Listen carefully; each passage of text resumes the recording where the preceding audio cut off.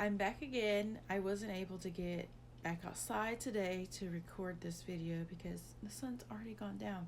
So I'm recording it inside. But I've got some cool stuff I want to introduce to you again. So, reflecting on my video from yesterday, which is the introductory to kind of a little series that I'm going to do about Latin and Latinization of languages. I listed a few Latin languages in the beginning of that video, and I was kind of, I'll say that I blundered a little bit, but it's not necessarily irrelevant. So Danish was listed in the category, and I said, you know what, Danish is not a Latinized language. So Danish is actually Proto-Germanic. So you've got Proto-Germanic or Germanic Scandinavian languages, and this is what you think of as like Old English. These are like really old languages that were later adapted to be what we speak as English today. So they're a little bit different than Latinized languages because even though German and Germanic languages still form a lot of the vocabulary and the grammar of Latinized languages, they're not Latin-based languages, and their Latin is not the root of those languages. So I'm going to show you this. I had to wipe the dust off of this book. This is the book that I read when I took linguistics in college. It's the study of language. It's so good. It's very simple to read. Really interesting. It talks a lot about some other stuff. But get rid of that.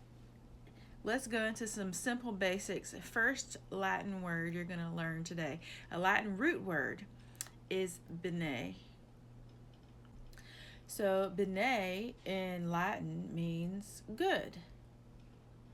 So what are we talking about? We're discussing how many of the languages we speak today, especially Latin-based languages, all share the same elements.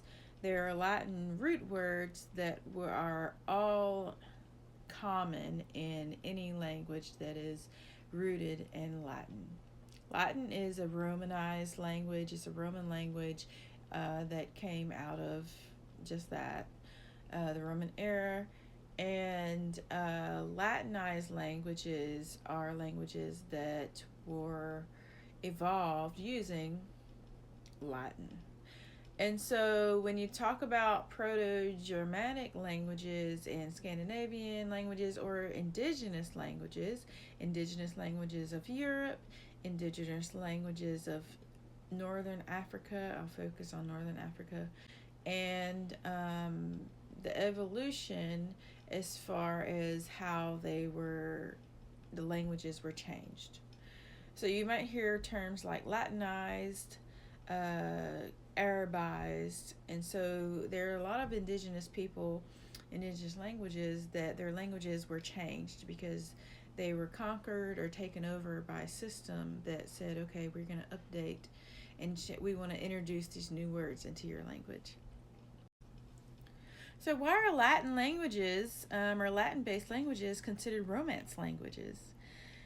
And a lot of the Romance languages have that feel. There's very rich food. There's very rich culture as far as like if you think of bread and pasta and all these famous dishes and things that came out of the cultures that have a Romance language. But what if you had a bad romance? And that's kind of what we get when we talk about like indigenous languages, that they kind of didn't want to be Latinized. They didn't want to be in the relationship. Is kind of what it was. So I'm going to focus on bene again. In Latin, bene, B-E-N-E, means good. So you'll see this in all kinds of other Latin languages. In English, you're going to see benevolent, benefit,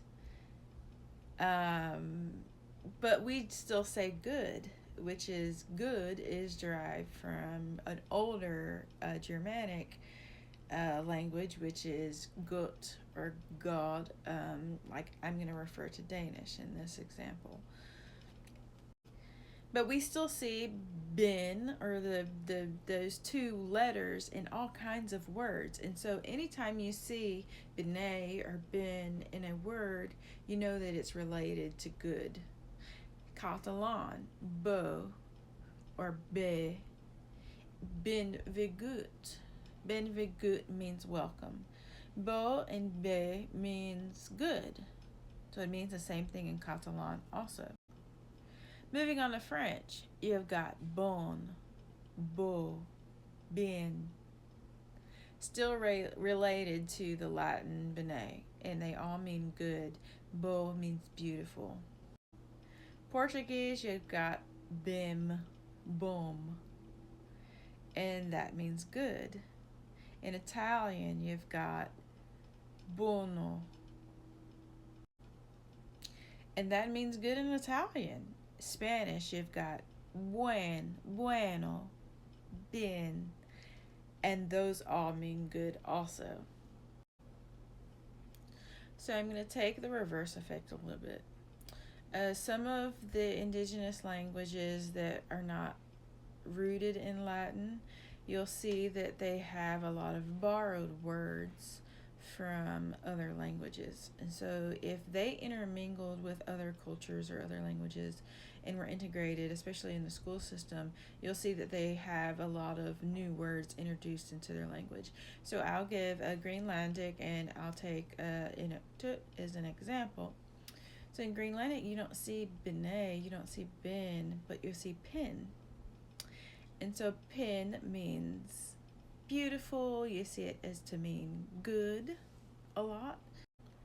For example, pinner. Pinner means to love a person. Pinner talk or pinner talk, pinner talk is beautiful. Pilwak or pilgok in Inuktitut means good, means I'm good. But then vice versa in Greenlandic, you're going to see Oyong. Oyongilok means good. So you're not gonna, it's not always going to be the same, but you still see a similar derivation. So all languages are always connected, but then they bring other elements in to share meaning so that we can understand each other. Is it recording? Oh, Lord. So my Latin root word of today was bene, bin.